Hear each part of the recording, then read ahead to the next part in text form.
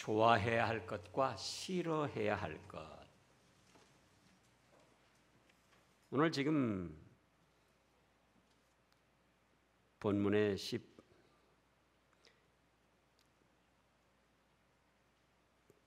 17절을 보면은 그가 저주하기를 좋아하더니 또 그 다음에 축복하기를 기뻐하지 아니하더니 이런 말씀들이 있습니다.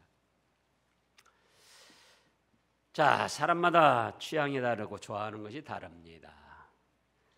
그러나 어떤 것을 좋아한다고 해서 그 좋아하는 그것이 자기에게 다 유익이 되고 복이 되는 것이 아니고,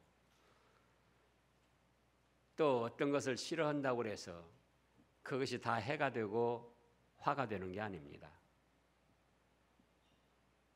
때로는 좋아하는데도 그것이 화가 되고 망해될 수도 있고, 싫어하는데도 그것이 복이 되고 기쁨이 될 수도 있습니다. 그러므로 우리는 자기 취향에 맞는다고 자기 취향에 따라서 어떤 것을 좋아하고 싫어하지 말고, 하나님께서 말씀하신 것에 따라서 합당한 것은 좋아하고 합당치 않은 것은 싫어하는 그런 취사 선택하는 삶을 살아야 되겠습니다. 자, 그러면 오늘 본문 말씀에서 보면은 우리가 좋아하는 것도 너무 많고 싫어하는 것도 너무 많은데 그걸 다 살필 수는 없고, 본문 말씀에 나타난 것으로만 살펴보겠습니다. 자, 우리가 좋아해서는 안 될 것, 싫어해야 될 것, 이건 무엇인가? 첫째로 살인을 좋아하지 말라, 이렇게 말씀을 하셨습니다. 지금 16절을 보면 그가 인자를 베풀 일을 생각하지 아니하고 가난하고 궁핍한 자와 마음이 상한 자를 핍박하여 뭐라고 그랬습니까? 죽이려 하였기 때문이다. 그러므로 15절에 그 죄악을 항상 여호와 앞에 있게 하사 그들의 기억을 땅에서 끊으소서. 사람을 죽이는 걸 좋아한다는 거예요. 죽이는 걸. 우리하고는 거리가 좀 먼 것 같아도 이 말씀을 좀 살펴보겠습니다. 십계명에도 살인하지 말라는 말씀이 있고 세상헌법에도 사람을 죽이면 무거운 형벌로 다스리기도 합니다. 그럼에도 불구하고 사람들은 사람 죽이는 일을 너무 쉽게 생각하고 가볍게 생각을 합니다. 그러면은 자, 사람 죽이는 일에 어떤 일들이 있을까요? 수많은 사람을 한 번에 죽이는 사살, 폭탄, 테러의 살인이 있습니다. 흉악한 일 중에 흉악한 일이죠. 또 원한을 갖고 원수를 갚기 위한 분노의 살인이 있습니다.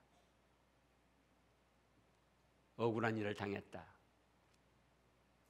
너무 많은 피해를 봤다. 그래서 원한을 갖고 분노를 해서 살인을 하는 거죠. 그 다음에 울적한 자기 기분을 풀기 위해서 묻지마 살인이 있습니다. 미국에서 이따가 일어나는 총기 난사로 인한 살인 사건들. 그 사람들 개인하고 무슨 교제가 있었거나 감정이 있었거나 그런 게 아니고 무조건 자기 기분 풀기 위해서. 또 우리나라에서도 여의도 광장 같은 데서 뭐 차를 몰고는 아무나 그냥 막 들이받아가지고 죽이기도 하고, 참으로 마귀의 장난일 수밖에 없습니다. 그 다음에 정권을 탈취하기 위한 또 유지하기 위한 그런 정권욕에 의한 살인이 있죠. 북한의 김일성, 김정일, 김정은, 또 우리나라에서도 좋은 면도 있었지만 그래도 4.19, 5.16, 광주 사태 다 그게 뭡니까? 정권욕에 의한 계획적 살인들이에요. 그런가 하면은 연약한 자를 무시하고 괴롭히고 죽이는 약자 살인이 있습니다. 심지어는 대학생 그 성인들인데 입학해가지고 MT 가서 그 중에 약한 사람 술 먹이고 물 속에다 빠뜨리고 그 괴로워하는 거 보고 그러면서 죽게 내버려두고, 또 중고등학생들이 약한 애들 데려다가 돌아가면서 두들겨 패서 또 죽게 만들고. 지금 경찰이 또 하나 자살했잖아요. 근데 상관한테 폭행당하고 동료들한테 따돌림 당해서 그랬다. 그것도 약자 살인에 속하는 거예요. 그런가 하면은 물질과 자기 감정의 이익을 위한 욕망의 살인입니다. 물질 때문에, 또 자기 감정, 어떤 그 치정, 정에 의해서, 심지어는 남편이 아내를, 아내가 남편을, 또 다른 사람을, 내연녀나 내연남을 동원해 가지고 치정, 청부살인까지 하잖아요. 그런가 하면은 민족과 국가 간의 전쟁을 통한 다중 수많은 사람들을 살인하는 것이 있고, 그 다음에 8번입니다. 그 읽어보세요. 뭐라고 했나? 8번. 예. 그 위에는 우리하고 조금 거리가 먼 것 같지만은 8번부터는 우리하고도 실제로 연관되고 휩싸일 수 있는 일이에요. 자기 실수로 인해서 예를 들어서 자동차 운전을 잘못해가지고 사고 나가지고 사람이 죽게 만들기도 하고, 어떤 경우는 친구들끼리 싸우는데 다른 친구가 그 싸움 말리는데 야 네가 뭐 때문에 말려? 하고 그 친구, 말리는 친구예요. 밀었는데 넘어져가지고 뇌진탕으로 죽기도 해요.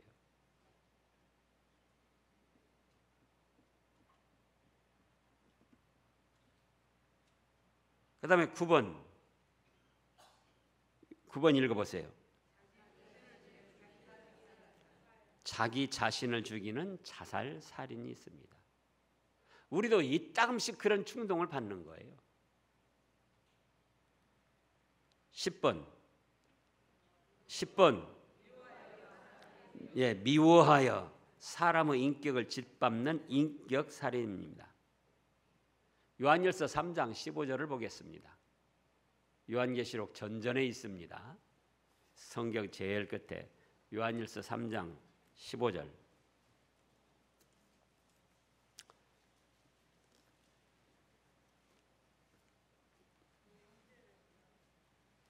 예, 다 같이 한 목소리로 읽어보세요. 그 형제를 미워하는 자마다 살인하는 자니 살인하는 자마다 영생이 그 속에 거하지 아니하는 것을 너희가 아는 바라. 이런 말씀이 있음에도 불구하고 우리가 걸핏하면 미워하는 거예요. 그 사람 꼴 보기 싫어하고,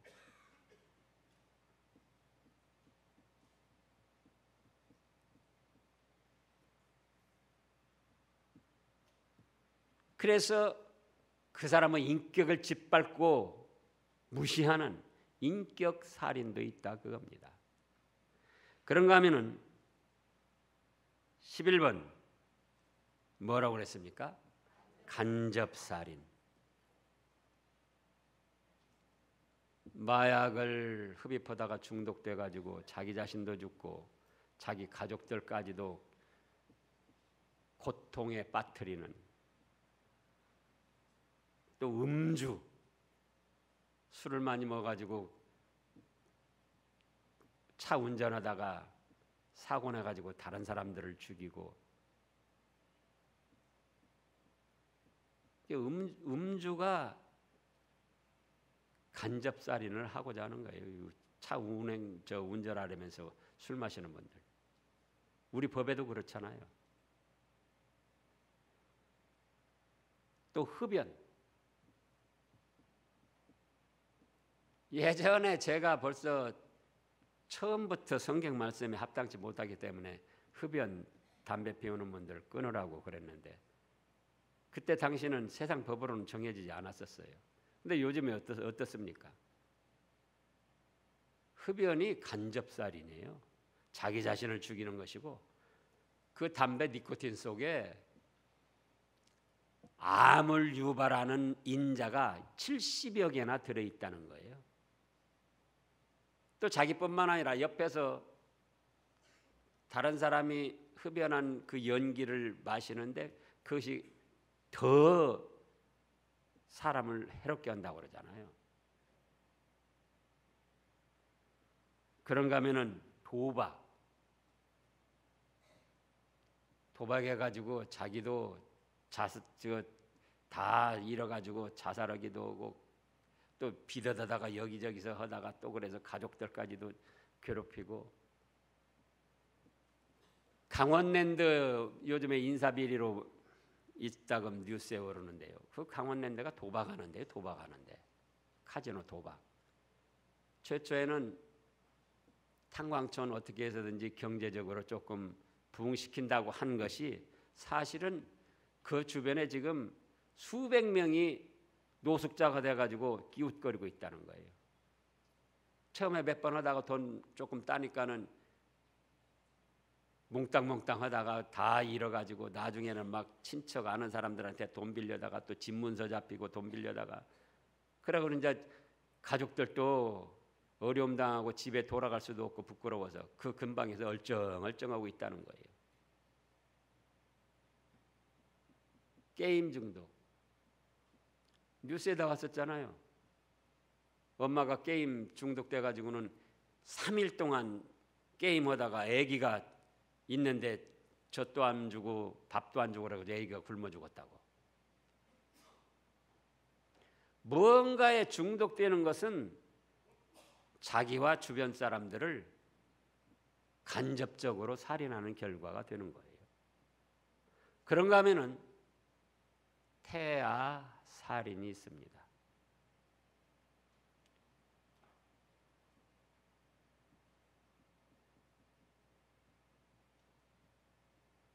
사전에 임신하지 않도록 그런 방법을 쓰는 것은 괜찮은 거예요. 그런데 이미 임신했는데 자기들의 어떤 형편 때문에 태아를 죽이는 건 그건 살인이에요. 자기가 직접 안 죽였어도 의사가 죽여도 의사도 살인, 본인 자신도 살인. 이렇게 살인을 하면 세상 법에 따라 심판과 형벌을 받기도 하지만 세상 법의 심판과 형벌과 관계없이 하나님께서 심판하시고 형벌하시는 거예요. 그래서 다시 16절을 보면 그가 인자 어진 사랑을 베풀 일을 생각하지 아니하고 가난하고 궁핍한 자와 마음이 상한 자를 핍박하여 죽이려 하였기 때문입니다. 그런데 15절로 다시 돌아가서 그러므로 그 죄악을 항상 여호와 앞에 있게 하사 그들의 기억을 땅에서 끊어서서 망하게 해가지고 그들의 존재 자체가 완전히 없어지도록 지옥 불바다에서 영원한 형벌을 받게 그렇게 해달라는 소원이고 그렇게 하신다는 거예요. 그러므로 우리는 어떤 이유에서든지 살인을 하면은 안 됩니다. 혹시 원치 않게 살인을 한 일이 있다면 내 족값 대신 죽으신 예수님의 십자가 보혈의 공로를 믿고 의지하며 철저하게 회개를 해야 돼요. 그러면 우리 하나님은 그 어떤 죄든지 깨끗이 용서해 주십니다. 그래서 살인을 좋아하지 말라는 겁니다. 둘째로는 저주를 좋아하지 말라. 17절에 그가 저주하기를 좋아하더니 그것이 자기에게 임하고 또 18절에는 또 저주하기를 옷 입듯 하더니 저주가 물같이 그의 몸속으로 들어가며 기름같이 그의 뼛속으로 들어갔나이다. 뭘 좋아하지 말라고요? 꼭 어떤 막 정확한 문구를 동원해 가지고 저주를 아니할지라도 다른 사람이 잘 되는 걸 배아파하고 싫어하고 못마땅해하고 다른 사람이 잘 되는 걸 못 됐으면 하고 바라고 또 망하기를 바라는 것. 안타깝게도 우리 속담에 무슨 말이 있습니까? 사천이 논사면 배가 부르다 아프다. 배가 아프다는 거예요. 이웃 사람이 잘 되면은 칭찬해주고 격려해주고 사촌이든 이웃이든 누구이든.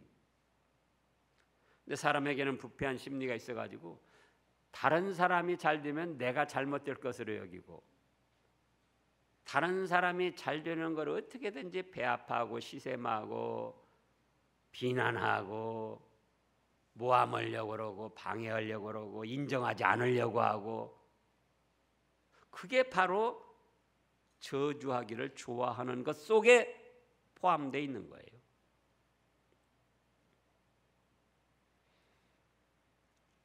학교에서도 학생들이 자 1등, 2등, 3등 2등이 어떻게 생각하는 줄 아세요? 학생 2등이 공무원들이나 또 뭐 이 저 승진원 케이스도 군대에서도 마찬가지예요. 자 1등이 있고 2등이 있다. 2등이 어떻게 생각하는 줄 아세요? 1등은 2등이 아예 못해가지고 자기 넘보지 못했으면 그런 생각을 하는 거예요. 2등은 다 좋으신 분들이라 그런 생각을 안 해보셨어요. 2등은 1등이 없어졌으면 어디가 아파가지고는 몇 달 동안 학교를 못 나오든지 다른 데로 전학을 가버리든지 저것만 없으면 내가 1등 하는데 저거 사람만 없으면 내가 승진 케이스 1번인데 심지어는 지금 아세안 게임 그 올림픽 열렸는데 그런 데서도 공개적으로 그러는 거예요. 우리가 잘해가지고 1등이나 우승을 하려고 하고 상대가 실수해서 잘못하기를 바라고 그 다음에 우리가 올라갔으면 그런 얄팍한 꾀들을 공개적으로 밝히고 있는 거예요. 공개적으로. 그것이 다 저주하기를 좋아하는 것 속에 포함된 것이다. 우리에게는 그런 것이 없었던가? 근데 저주하기를 좋아하면 좋아한다고 해서 그게 좋게 되는 게 아니고 17절에 뭐라고 하셨습니까? 저주하기를 좋아했더니 그 저주하는 저주가 자기에게로 돌아갔다. 자기에게 임했다. 18절에 얼마나 실감나게 말씀하셨습니까? 또 저주하기를 뭐라고 했습니까? 옷 입듯. 우리가 오늘 또 옷을 새로 입고 나왔잖아요. 하루에도 옷을 입었다 벗었다 입었다 몇 번씩 하잖아요. 그렇게 옷 입듯 다른 사람이 잘못되기를 바라고 망하기를 바라고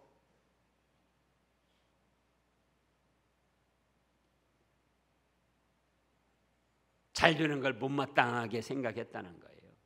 그랬더니 그 저주가 자기에게 오고 그 저주가 물같이 우리가 물 마시잖아요. 매일매일 물 마시는데 물 마시는 것처럼 그 저주가 그 사람 자기 본인 자신에게 임했다는 거예요. 기름이 얼마나 술술 잘 들어갑니까? 삼겹살. 그런 것처럼 저주가 기름같이 우리 몸에 들어가지고 뼛속까지 저주를 받게 된다는 거예요.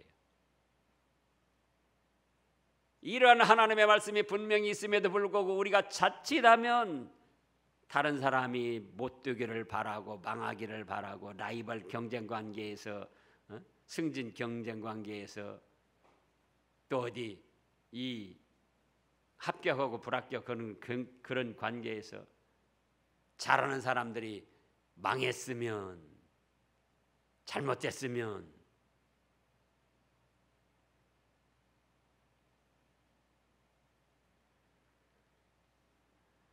그래서는 안 됩니다. 그런 일이 있다면 이제라도 진심으로 회개를 하고 하나님 앞에 용서를 빌어야 됩니다. 그 다음에 셋째로는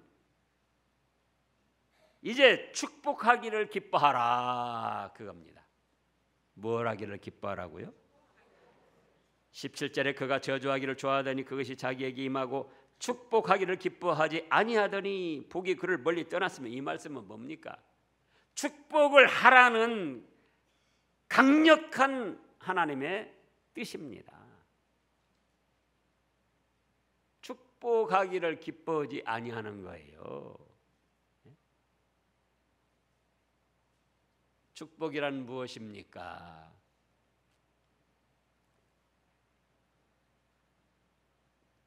주보에 참조해 보세요.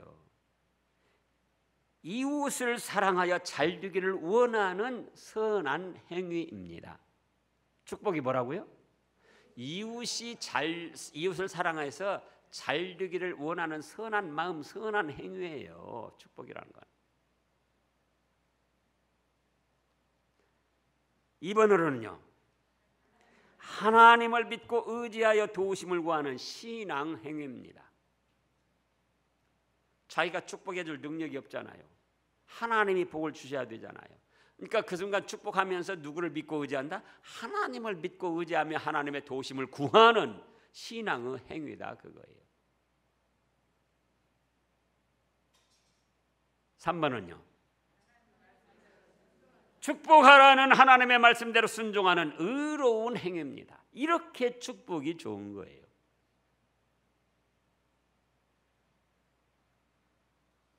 그런데 많은 사람들이 축복받기를 좋아하면서도 축복하기를 싫어하고 더디합니다.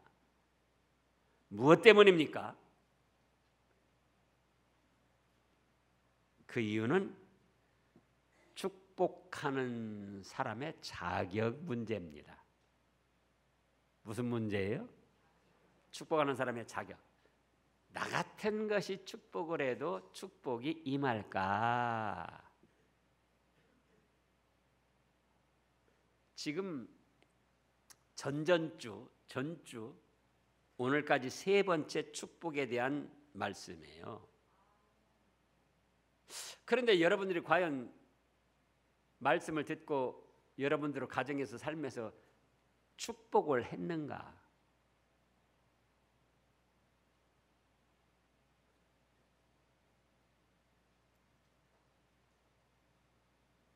그러잖아요. 왜 축복이 좋은 것인 줄 알고 축복하면 좋은 것인 줄 알면서 축복하기를 더디하는가? 그거예요. 그중 이유가 나 같은 것이 축복을 해도 축복이 임할까?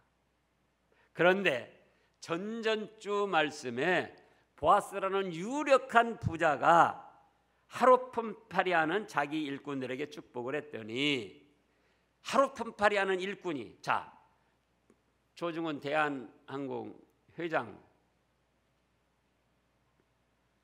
그 집에 하루 일용직 하루 품팔이하는 사람이 가가지고 조중훈 회장이요 당신에게 하나님의 복이 임하기를 원합니다. 그렇게 할 수 있었겠느냐 그거예요. 그런데 하나님의 말씀에는 추수하는 하루 품팔이하는 일꾼이 유력한 지주 부자에게 그렇게 축복을 했어요. 여호와께서 당신과 함께 하시기를 원합니다. 여호와께서 당신에게 복 주시기를 원합니다. 성경에 보면은, 자, 창세기 27장을 보겠습니다. 창세기 27장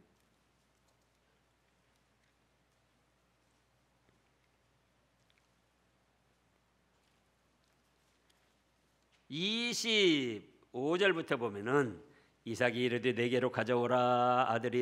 내 아들이 사냥한 고기를 먹고 내 마음껏 네게 축복하리라.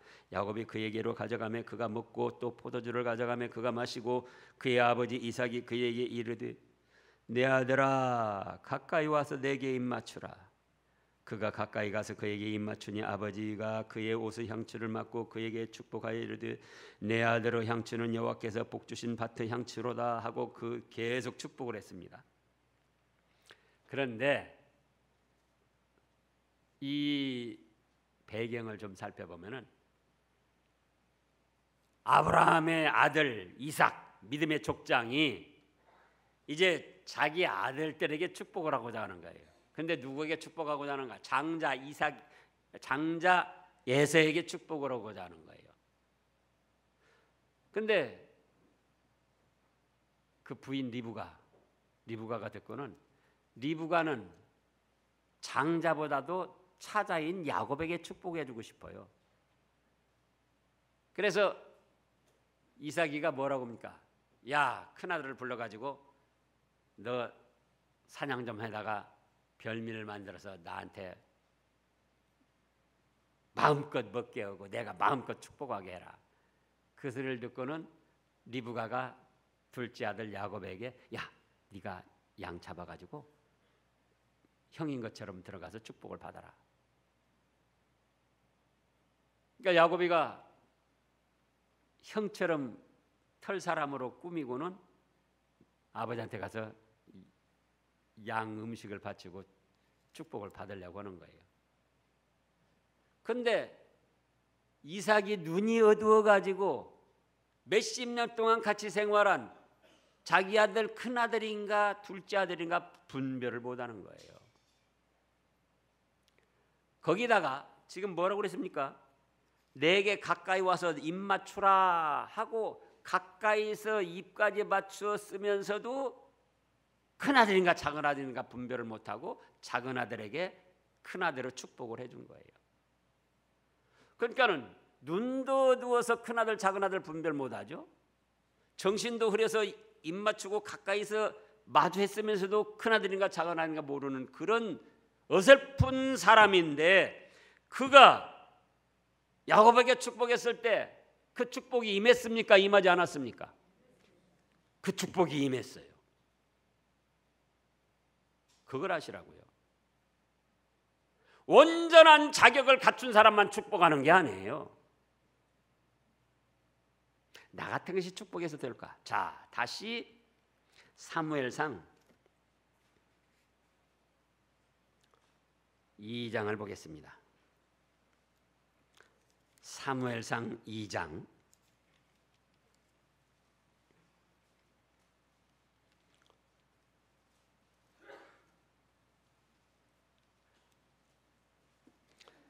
20절부터 보면은 엘리는 제사장 오늘날 목사입니다. 엘가나와 그의 아내에게 축복하여 이르되 여호와께서 이 여인으로 말미암아 네게 다른 후사를 주사 이가 여호와께 간구하여 얻어바친 아들을 대신하게 하시기를 원하노라 하였더니 그들이 자기 집으로 돌아가매 여호와께서 한나를 돌보시사 그로 하여금 임신하여 세 아들과 두 딸을 낳게 하셨고 아이 사무엘은 여호와 앞에서 자라니라. 이 말씀도 배경을 살피면 뭡니까? 한나가 결혼한 지 20여 년 돼서 아들 딸 하나도 없습니다. 남편은 둘째 부인을 얻어가지고 아들 딸을 잘 낳고 그 둘째 부인이 핍박을 합니다.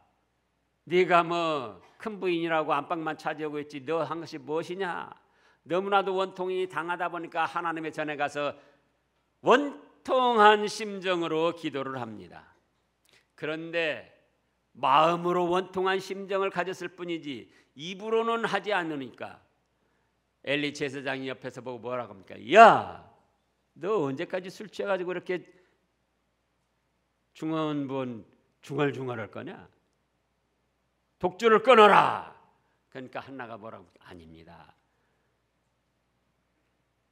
주의 여종이 술 취한 것이 아니고 여호와 앞에 원통한 심정을 하소연한 것뿐입니다. 아, 그래? 그러면 네가 구한 것을 여호와께서 들어주시기를 원한다. 축복했어요.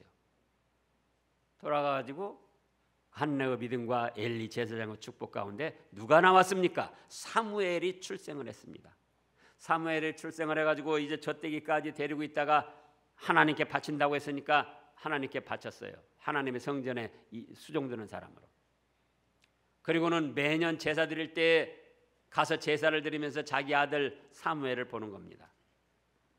그때에 바로 오늘 20절에서 지금 19절을 보면 그의 어머니가 매년 드리는 제사를 드리러 그의 남편과 함께 올라갈 때마다 작은 겉옷을 지어다가 그에게 주었더니 엘리 제사장이 그 한나의 믿음과 정성에 감탄을 한 거예요.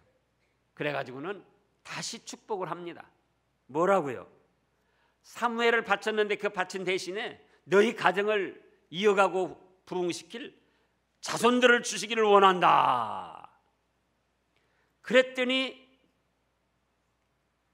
다시 읽어보겠습니다. 엘리가 일어나와 그 아내에게 축복하여 이르되 여호와께서 이 여인으로 말미암아 네게 다른 후사를 주사 이가 여호와께 간구하여 얻어 바친 아들을 대신하게 하시기를 원하노라 하였더니 그들이 자기 집으로 돌아가매. 21절 읽어보세요. 여호와께서 한나를 돌보시사 그로 하여금 임신하여 세 아들과 두 딸을 낳게 하셨고 아이 사무엘은 여호와 앞에서 자라니라. 보세요. 그러면 이때 엘리 제사장은 이런 축복이 임할 수 있도록 축복할 수 있는 완전한 사람이었는가? 아닙니다. 자, 지금 사무엘상 2장 12절을 읽어보세요. 엘리 아들들은 행실이 나빠 여호와를 알지 못하였더라. 또 17절 이 소년들의 죄가 여호와 앞에서 심히 크면 그들이 여호와의 제사를 멸시함이었더라. 또 29절 너희는 어찌하여 내가 내 처소에서 명령한 내 제물과 예물을 밟으며 네 아들들을 나보다 더 중히 여겨 내 백성 이스라엘이 드리는 가장 좋은 것으로 너희를 살지게 하느냐. 하나님이 지금 엘리 제사장에게 책망하시는 말씀이에요.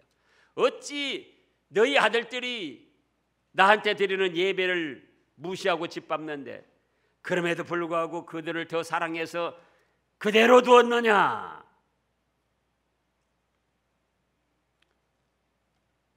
그럼에도 불구하고 엘리가 20절에서 축복한 그 축복이 21절에서 이루어지더라. 그 말씀이에요. 많은 사람들이 축복 받기를 좋아하고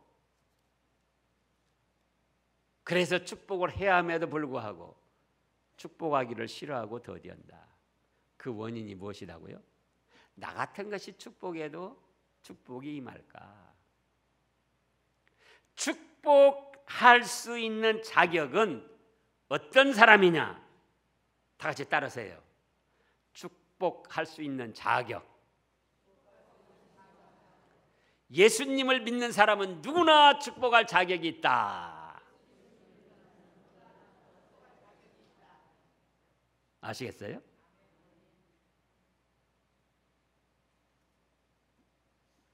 우리 김군순 권사님 우리 교회에서 제일 약하신 분이에요. 우리 김군순 권사님 아시는 분들 보시라고요. 발이 그렇고 허리도 굽었고 말씀도 잘 못하시고 근데요 김군순 권사님이 저를 붙들고 이따금 축복 기도를 하셔요. 저도 처음에는 좀 겸연쩍었어요. 멀쩡한 목사가 축복 기도를 해주는 거지요. 그런데 제일 약한 할머니 권사님이 말씀도 잘 못하시면서 우리 목사님 어쩌고 우리 목사님 어쩌고. 그런데 축복할 수 있는 사람은 인격적으로 신앙적으로 완전한 사람이 아니고 예수님을 믿는 사람은 누구나 축복할 수 있는 자격이 있다. 그 말씀이에요. 그 다음에 두 번째로 생각할 것이 축복 받을 사람의 자격에 대해서입니다. 우리가 축복을 해주고 싶다가도 그 사람 꼴을 보면, 하는 짓을 보면은 저런 사람은 복받을 자격이 못 돼. 그리고는 스스로 축복을 안 하는 거예요. 그런데 지난번에도 찾아봤습니다만 로마서 12장 14절 말씀을 보겠습니다. 로마서 12장 14절.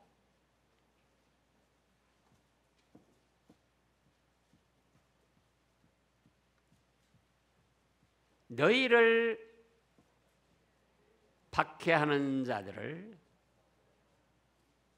어떻게 하라고요? 축복하라. 축복하고 저주하지 말라. 자, 나를 박해합니다. 인격적으로 모독하고 짓밟고 손해를 주고 비웃고 비난하고 모함하고, 그런 사람 축복받을 자격이 있습니까 없습니까? 그냥 순수하게 말씀하셔요. 축복받을 자격이 있어요 없어요?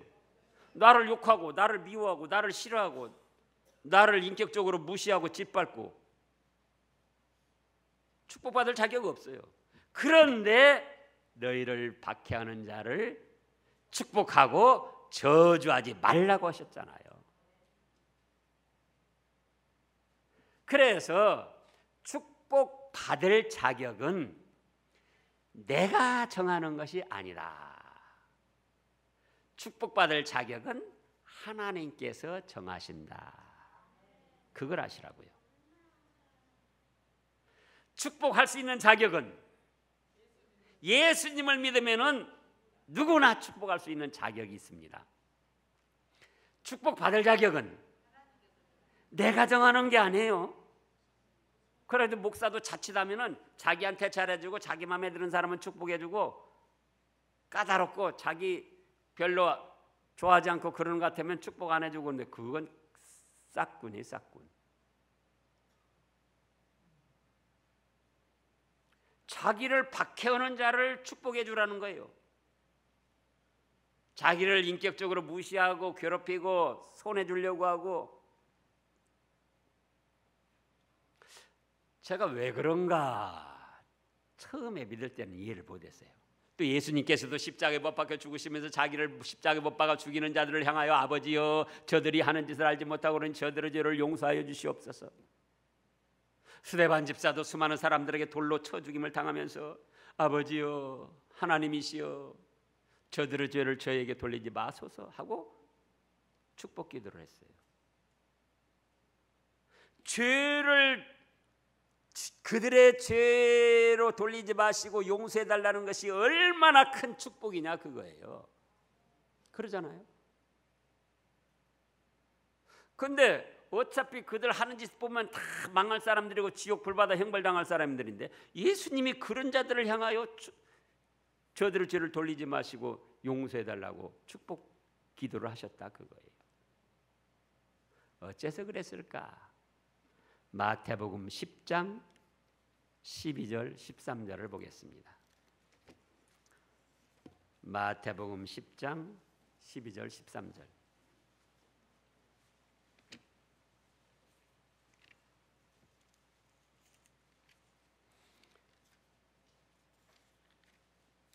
다 같이요.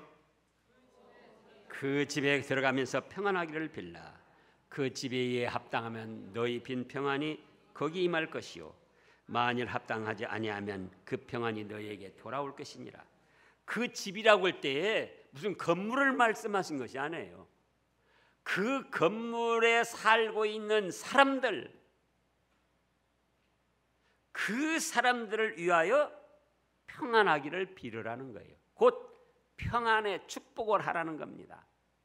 그런데 그 사람들이 이에 합당하면 너희가 빈 평안의 축복이 그 집에 임하고, 합당치 아니하면 복받을 만한 자격이 안 되고 합당치 아니하면 너희가 빌어준 평안, 너희가 빌어준 축복이 날아가는 것이 아니고 없어지는 것이 아니고 너희에게 돌아온다고 말씀하셨잖아요.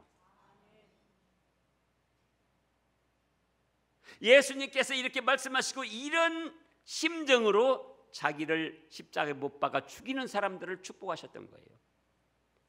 다행히도 지금은 나를 십자가에 못 박아 죽이지만 너희가 이후에라도 나를 하나님의 아들 그리스도로 믿으면 너희는 복을 받는다.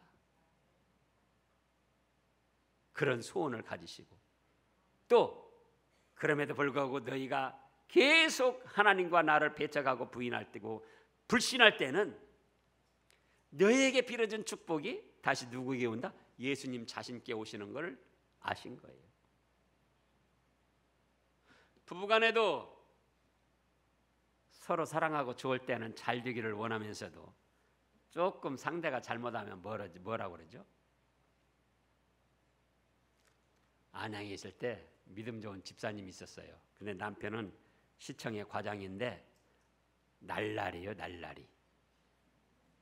캐바레 가서 춤추고 막 그런 거예요. 그래가지고는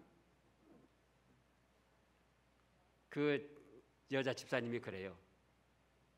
한 번 신방 갔더니 그래가지고는 한 번은 나가는데 그랬다는 거예요. 오늘 나가지고 어떤 사람 만나고 뒤지게 터지고 와라. 그런데 저녁 때 되니까 저녁에 전화가 왔다는 거예요. 지금 깡패들 만나가지고 두들겨 맞아가지고 병원에 간다고.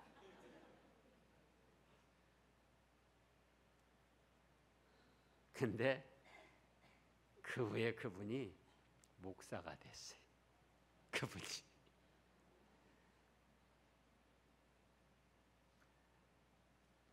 말한 대로 된다는 말도 있잖아요. 그래서 우리가 부부간에도 부모 자녀지간에도 직장에서도 축복을 하는 삶을 살아야지 돼요. 원망하고 불평하고 그냥 비난하고 조롱하고 비웃고 그러면 그것이 누구에게 온다? 원망 불평 비난하고 저주하면 그 저주가 자기에게 오고 축복하기를 기뻐하고 가정에서도 자손들에게 가족들에게 제가 지난번에도 말했잖아요. 출근하는 남편 보고 뭐라고 그런다고 그랬죠? 아빠가 출근할 때 뽀뽀뽀. 그것도 좋은데 아빠가 출근할 때 오늘 하나님께서 당신과 함께 하시기를 원합니다. 오늘 하나님께서 당신에게 지혜 주시기를 원합니다. 오늘 하나님께서 당신을 무사히 지켜주시기를 원합니다. 뭐 크게 여러 말 해야 되는 게 아니에요. 또 집에 있는 아내 보고 남편이 뭐라고 그러죠? 좀 청소도 잘하고 설거지도 빨리빨리 하고 좀 정돈 좀 잘해. 그게 아니고 여보 오늘 당신에게 하나님의 은혜가 함께하기를 원합니다. 그러면서 출근하면 얼마나 좋습니까? 학교 가는 아이들에게 그러잖아요. 지금 앞으로도 또 할 거예요. 왜? 말씀을 듣고 행하지를 않는 거예요. 지금 전주, 전전주 또 이번 주까지 시리즈로 축복에 대해서 3번째 말씀을 하시는 거예요. 그런데 이 말씀을 듣고 집에 가서 사회생활 하면서 얼마나 축복하는 삶을 살았느냐 그거예요. 축복하기를 싫어하면 뭐라고 그랬습니까? 여기 축복하기를 기뻐하지 아니하더니 뭐라고 그랬어요? 복이 그를 멀리 떠났으며